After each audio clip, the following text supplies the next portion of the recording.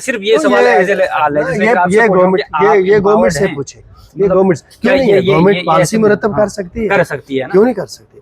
यही जवाब मैं चाहता हूं। गवर्नमेंट पॉलिसी मुरतब कर सकती है, गवर्नमेंट बिल ला सकती है, बिल पास कर सकती है, उसके बाद गवर्नर साहब को भेजेगी। तो ये तो बड़ा जरूरी है। ये सिर्फ इतना ही नहीं, एजुकेशन में नहीं है, हेल्थ में भी है, बहुत सारे और यूथ सर्विस स्पोर्ट्स में भी ऐसी बात, हर जगह यही, वहाँ पे भी ऐसी बार लगा। क्या अलग एक इशू है कि एजुकेशन सिस्टम में पॉलिसी क्या होनी चाहिए, रिफॉर्म्स कैसे हो सकते हैं, विजन क्या होना चाहिए, करिकुलम क्या होना चाहिए, इंफ्रास्ट्रक्चर कैसे होगा, अकाउंटेबिलिटी कैसी होगी, और फिर जो ये असेसमेंट होगी बच्चों की, ये किस तरह की होनी चाहिए। ये पॉलिसी इश्यूज हैं। उसके लिए डिपार्टमेंट के अंदर वैकेंट पोस्टें हैं जो क्रिएट नहीं कर रही। मुझे पता है, मुझे उस एग्जिस्टिंग पोस्ट पे कोई नहीं लगाया जा रहा है, ना उस ऑर्डर को रिवोक किया जा रहा है। और जवाब ये आ रहा है कि हम कॉन्ट्रेक्चुअल भी नहीं लगा सकते क्योंकि परसों सुप्रीम कोर्ट ने कि एजुकेशन सफर करते रहेगी। नहीं, एजुकेशन नहीं सफर कर रही है, हमें टीचरों की कमी नहीं है। मैं Mohammad Khalid, the strong signal में आपका स्वागत है। दोस्तों, आज हमारे साथ बेग साहब खड़े हैं। हम असेंबली हॉल के बाहर खड़े हैं। असेंबली हॉल के बाहर खड़े हैं क्योंकि आज लास्ट दिन है। ये सेशन आज ख़त्म होने जा रहा है। जो कुछ आज तक असेंबली के अंदर हुआ, आज बातचीत के लिए हमारे साथ बेग साहब खड़े हैं। बेग साहब से बातचीत करेंगे। अस्सलाम वालेकुम। वालेकुम सलाम। बेग साहब, मेरा पहला सवाल और मुख्तसर सा रहेगा, वो ये है कि जम्मू कश्मीर असेंबली का सेशन ख़त्म होने जा रहा। मैं खुद एक यूथ हूँ और यूथ के बारे में यहाँ पे जब सवाल आता है, तकरीबन मैंने तमाम मेंबरान्स को ये सवाल उठाते देखा कि मेरे एरिया का स्कूल खाली है, लेकिन स्कूल में एक बार लगी है। वो बार ये है कि वो एक आर्डर पास हुआ है 2019 में। क्या उस आर्डर को रिवोक करने के लिए इस सरकार के पास पावर नहीं है? नहीं, ये जो आपका सवाल है मैं इसको थोड़ा सा क्लेरिफाई करता हूं। जी। जो फर्स्ट से लेकर 12 तक जो मुल्की सतह पे रेशियो है, स्टूडेंट टीचर रेशियो, वो 1:30 है। अब आप मेरी बात गौर से सुनो। और जो जम्मू कश्मीर में रेशियो है वो 1:15 या 16 है। यानी एक टीचर जो है उसको सिर्फ 15 बच्चे पढ़ाने हैं। मुल्की सतह पर 1:30 है। अगर हमारे टीचर की एक महीने की तनख्वाह 80,000 है, उसका मतलब ये है कि एक टीचर एक बच्चे को पढ़ाने का 5,000 रुपये लेता है महीने का। प्राइवेट स्कूल में इतनी फीस नहीं है।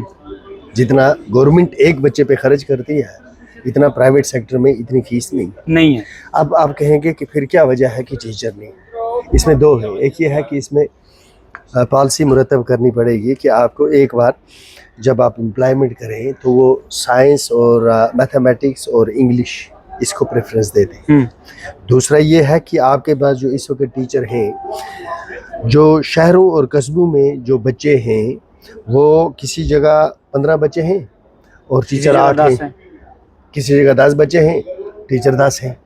तो ये जो एक बदकिस्मती से हमारे यहाँ ये मसला बन गया है कि जहाँ बच्चे हैं वहाँ कोई जाना नहीं चाहता।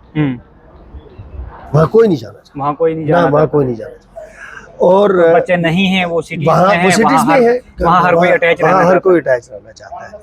तो ये जो है, अब जब से मैडम आई हैं, उन्होंने तो ऐलान कह दिया कि मैं डिटैच करूंगी। उन मैडम जब से आई हैं तब से हेड टीचर्स इन्होंने प्रमोट किए। मिडिल स्कूलों में हेड टीचर भेजे, हाई स्कूलों में हेड टीचर भेजे, हायर सेकेंडरीज में हेड टीचर भेजे। उसके बावजूद अभी काम हो गया एक।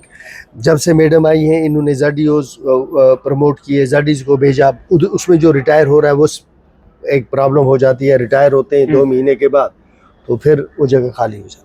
ये अलग एक इशू है कि एजुकेशन सिस्टम में पॉलिसी क्या होनी चाहिए, रिफॉर्म्स कैसे हो सकते हैं, विजन क्या होना चाहिए, करिकुलम क्या होना चाहिए, इंफ्रास्ट्रक्चर कैसे होगा, अकाउंटेबिलिटी कैसी होगी, और फिर जो ये असेसमेंट होगी बच्चों की, ये किस तरह की होनी चाहिए। ये पॉलिसी इश्यूज हैं। उसके लिए ये वक्त और ये टाइम मौजूद नहीं। नौजवानों का आपने जो पूछा, नौजवानों के हवाले से एक इंतहाई एक पेचीदा मसला है। वो ये है कि जम्मू कश्मीर एक ऐसी रियासत है जो टेल एंड पर है। यहाँ इंडस्ट्रियल ग्रोथ है सच नहीं है। यहाँ ज़्यादा से ज़्यादा जो नौजवान निकल के आता है वो गवर्नमेंट सेक्टर में जाता है। गवर्नमेंट सेक्टर के बाद सर मेरा स्पेसिफाई सवाल ये था, हम दूर उस चले गए, गवर्नमेंट सेक्टर, बस मैं खत्म कर रहा हूँ।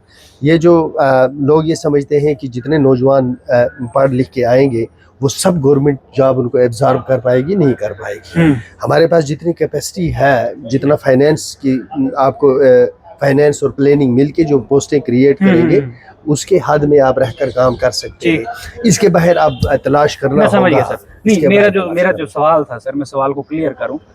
जो गवर्नर सत्यपाल मलिक साहब थे, उन्होंने एक आर्डर पास किया था कि 100% रिजर्वेशन जो एग्जिस्टिंग एम्प्लॉय आरईटी थे उनके लिए रखा, और वो आर्डर पास हो गया, यानी पोस्टें फ्रीज हो गई। इस वक्त जो वैकेंट पोस्टें एजुकेशन डिपार्टमेंट के अंदर है, मेरा ये सवाल है कि जो एजुकेशन डिपार्टमेंट के अंदर वैकेंट पोस्टें हैं जो क्रिएटेड हैं, क्रिएट नहीं कर, मुझे पता है, मुझे उस एग्जिस्टिंग पोस्ट पे कोई नहीं लगाया जा रहा है, ना उस आर्डर को रिवोक किया जा रहा है। और जवाब ये आ रहा है कि हम कॉन्ट्रेक्चुअल भी नहीं लगा सकते, क्योंकि परसों सुप्रीम कोर्ट ने एक गाइडलाइंस दी। उन्होंने कहा कि जो 2010 में एक्ट बना था, special provision act for consolidated temporary casuals और एडहॉक बेस पे, अब उसको अनकॉन्स्टिट्यूशनल सुप्रीम कोर्ट ने कह दिया, उस पे भी ये जब तक अमेंडमेंट नहीं करेंगे तब तक लगा नहीं सकते। तो दैट मीन्स कि एजुकेशन सफर करते रहेगी। नहीं, एजुकेशन नहीं सफर कर रही है, हमें टीचरों की कमी नहीं है।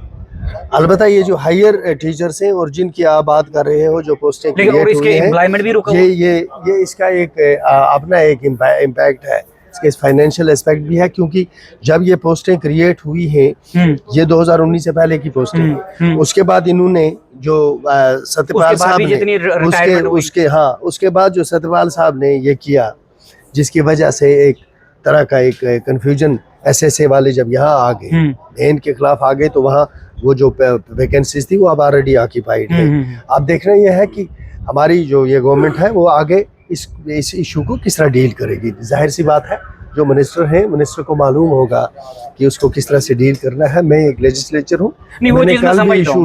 मैं सिर्फ ये सवाल है, ये गवर्नमेंट से पूछे, ये गवर्नमेंट पॉलिसी मुरतब कर सकती है, क्यों नहीं कर सकती? यही जवाब मैं चाहता था। गवर्नमेंट पॉलिसी मुरतब कर सकती है, गवर्नमेंट बिल ला सकती है, बिल पास कर सकती है, उसके बाद गवर्नर साहब को भेजेगी। तो ये तो बड़ा जरूरी है। ये सिर्फ इतना ही नहीं, एजुकेशन में नहीं है, हेल्थ में भी है, बहुत सारे और यूथ सर्विस स्पोर्ट्स में भी ऐसी बात, हर जगह यही, वहाँ पे भी ऐसी बार लगाई गई, वहाँ पे रहबरी खेल आ गई, वहाँ पे भी ऐसी बार लगाई, पोस्टें फ्रीज कर दी। अच्छा, प्रमोशन कोटा में देख रहा था, एक बंदे ने, एक लेजिस्लेटर ने सवाल लगाया था, उसमें मैं देख रहा हूँ कि प्रमोशन कोटा में 7 पोस्टें डायरेक्ट कोटा में रखी है और 406 पोस्टें प्रमोशन कोटा में, जबकि रिजर्वेशन, मैंने कहा ना, ये प्रॉब्लम ये है कि हमारे जो रूल्स हैं ना, ये स्टैग्नेंट हो गए। हम वक्त के साथ हम आहंग नहीं हो पा रहे हैं। बुनियाद ये जो है ना, ये लॉ मेकिंग इंस्टीट्यूशन है। उसूल यह है कि गवर्नमेंट को बैठना होगा, ब्यूरोक्रेसी को बैठना होगा, और जितने भी हमारे डिपार्टमेंट्स हैं इनके इश्यूज को देखना होगा कि मौजूदा हालात में जो हमको रूल्स फ्रेम करने होंगे वो किस तरह के रूल्स होंगे, क्योंकि सब कुछ बदल गया है। सब कुछ बदल गया है। Everything has changed except the rules. तो ये गाइडलाइन भी आ गई है ऑनरेबल सुप्रीम कोर्ट की कि आपको टीचर एलिजिबिलिटी टेस्ट मैंडेटरी करना है। वहीं पे रहबरी खेल का एक मुद्दा है। माननीय मंत्री साहब रोज वो जो सुप्रीम कोर्ट की रूलिंग है, वो उनके सामने एक केस है, एक स्पेसिफिक केस को वो जहन में रख के वो रूलिंग दे रहे हैं। अब मैं आपको एक चीज बताता हूँ। सपोज एक पोस्ट ग्रेजुएट आदमी टीचर के लिए अप्लाई करता है, उसने पोस्ट ग्रेजुएशन की है। जो उसने ये पोस्ट ग्रेजुएशन की है, ये एक सिस्टम के थ्रू आया है कि इसने डायरेक्ट कोई डिग्री लाई?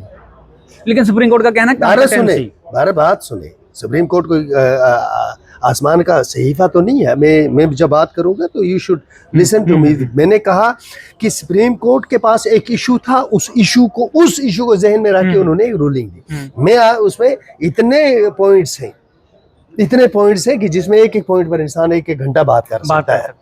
मैं आपको सिंपल ये कहता हूँ कि एक आदमी पोस्ट ग्रेजुएट है, क्या उसने जो ये पोस्ट ग्रेजुएशन की है, ये वो इम्तिहानों के जरिए वहां नहीं पहुंचा है?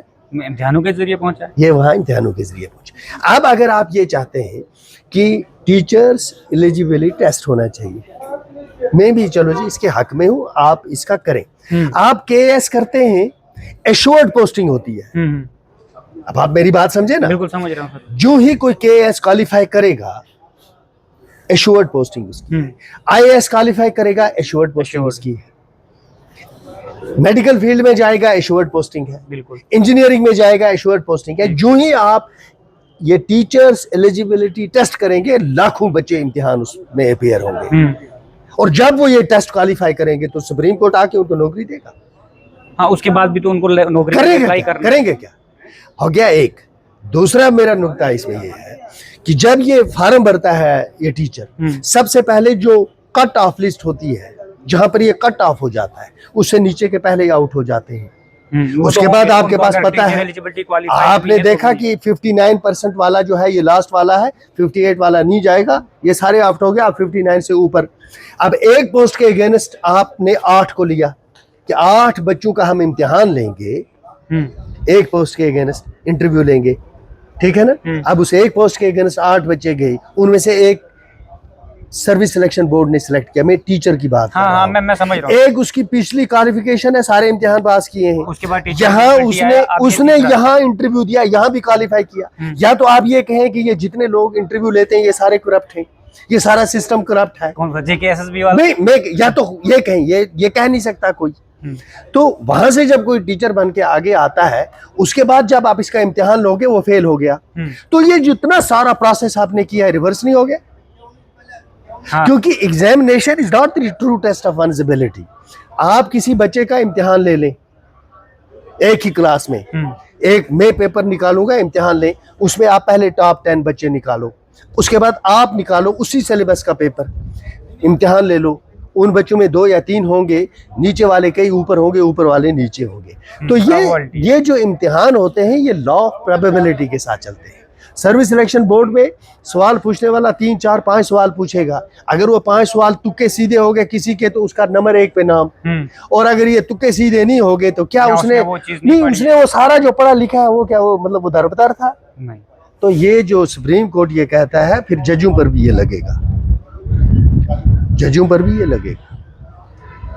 तो ये इस तरह से कह देना ये कोई आसान नहीं होता है, गवर्नमेंट्स को बहुत कुछ देखना होता है। बट चलो वो तो है जो पहले के टीचर लगे हुए, जो 19 के बाद लगे, उनको तो रहबरी खेल तो 19 के बाद लगे। मैं रहबरी खेल की क्या मैं जनरल बात ये करता हूँ, मैं जनरल बात ये करता हूँ कि एक बार जिसने ग्रेजुएशन की है, जब वो अप्लाई करता है वो एक सिस्टम के थ्रू टीचर बनता है।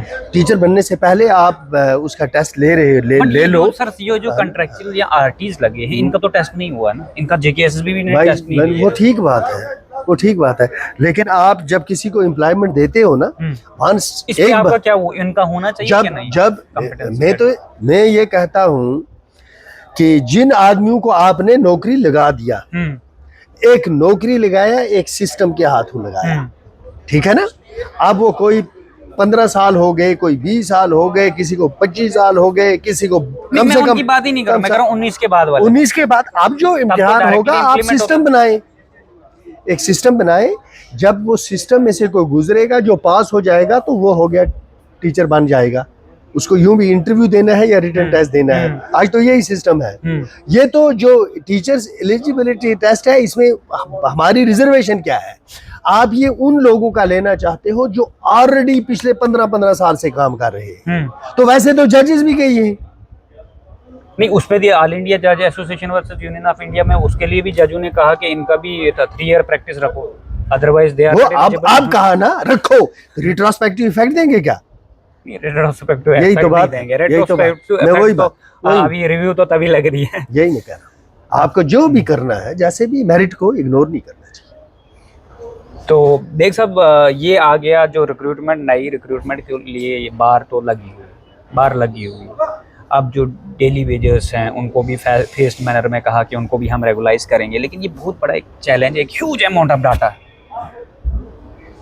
वहीं पे सुप्रीम कोर्ट ये भी कहता है कि जो व्यक्ति क्रिएटेड पोस्ट के अगेंस्ट नहीं लगा है, उसके लिए ना तो सरकार सुपरन्यूमरेटरी पोस्ट क्रिएट कर सकती है। मैं आपको एक बात बताता हूँ कि ये जो सुप्रीम कोर्ट इसलिए कहता है कि वहाँ पे कोई कंटेस्ट नहीं करता, यूनियन गवर्नमेंट कंटेस्ट नहीं करती, स्टेट गवर्नमेंट्स पे जो इसके असरात होते हैं वो कंटेस्ट नहीं करते। ये किसी स्पेसिफिक इशू को कोई लेके जाता है वो उसमें हो जाता है। तो ये जो even supreme court ultimately consequences ये हैं कि सुप्रीम कोर्ट जाके कंटेस्ट करना है। ये जो जब तक आपके यूनियन गवर्नमेंट की कोई पॉलिसी नहीं होगी, वहाँ भी पार्लियामेंट में रूल्स नहीं फ्रेम करते। तो कल हम यहाँ रूल बनाएंगे और रूल पास कर देंगे। जैसे सोशल मीडिया पे डिबेट हुई तो पार्लियामेंट में तो कोई तो कानून ही पास कोई नहीं हुआ कुछ है। नहीं होता, ये ऐसे चलता रहता है। बाकी ये है कि ये करप्शन नहीं होनी चाहिए, कुंभा परवरी नहीं होनी चाहिए, एक सिस्टम इस्टेब्लिश करना ही है, उस सिस्टम के थ्रू लोगों को जॉब मिलनी चाहिए। अल्लाह खैर सलाह। तो ये थे हमारे साथ बेग साहब। बेग साहब को हमने अभी तक ऑब्जर्व किया, कठिन से कठिन सवालों का जवाब अगर हम किसी और लेजिस्लेटिव मेंबर से पूछेंगे तो वो कहीं ना कहीं फंबल कर जाते हैं, लेकिन बेग साहब वो शख्सियत हैं, सब अल्लाह का करम है। बेग साहब वो शख्सियत हैं सब अल्लाह का जिसके करम। पास हर एक सवाल का जवाब होता है। God bless तो you, आप son. देखते रहिए हमारे